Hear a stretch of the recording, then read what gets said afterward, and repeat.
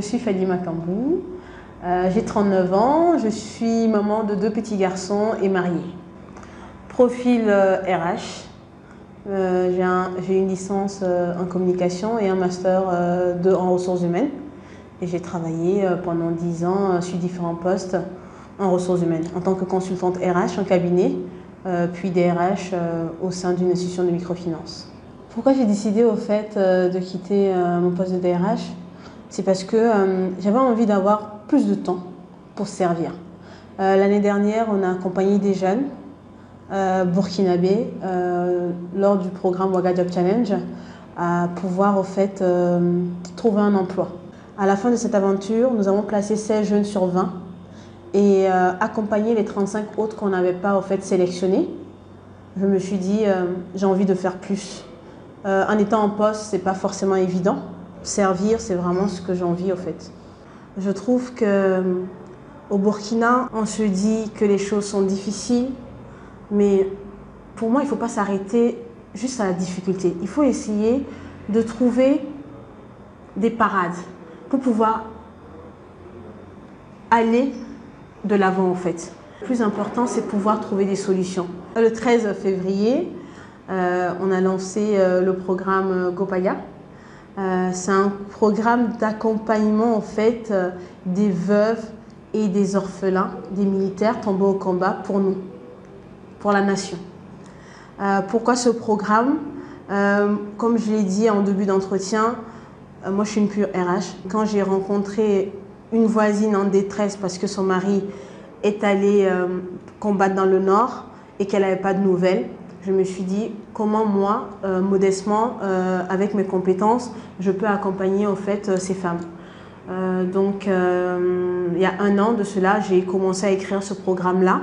Pour l'instant, c'est un projet pilote, on y travaille. Ce programme va permettre au fait de lutter contre l'extrémisme violent. Parce qu'en permettant à ces mamans de s'autonomiser, de pouvoir au fait avoir une activité qui génère un revenu pour pouvoir prendre soin de leurs enfants, on permet à ces femmes-là en fait de ne pas répondre positivement lorsque le mal viendra pour les chercher ou pour leur vendre du rêve. Ça permet aussi à une communauté de pouvoir se développer parce qu'on sait que la femme qui a une activité nourrit toute une famille et au-delà de la famille, au fait. Les femmes ont la même difficulté parce qu'elles ont perdu leur mari au combat. Mais par contre, l'accompagnement se fait au cas par cas parce que chaque personne est unique. Chaque personne, au fait, a ses propres difficultés. Dans ce programme, on accompagne toutes les femmes en B2C, très clairement. Il y a des entretiens individuels, on voit un peu leur situation actuelle. Il y a des fiches famille. Et à partir de ces fiches famille-là, en fait, on essaie de mettre en place, au fait, une analyse en tenant compte de tous les éléments.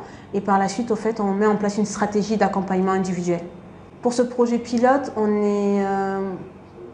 est plutôt, on va dire, au laboratoire où on teste un programme pour pouvoir le présenter à la nation burkinabé au mois de juin.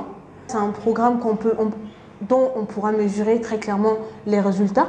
Je me dis ça va redynamiser et donner confiance aussi aux hommes de tenue qui vont aller au front pour la nation en se disant certes je pars mais il y a quand même un programme qui est là pour s'occuper de ma famille au cas où il m'arrive malheur. Vu ce qui se passe dans notre pays ou dans les pays juste à côté, nos pays frères, je me dis qu'il faut qu'on prie tous pour la paix et qu'on mette tous ensemble des actions, on puisse mettre en place des actions qui puissent au fait nous permettre au fait de garder cette paix ou en tout cas de pouvoir au fait stabiliser notre pays.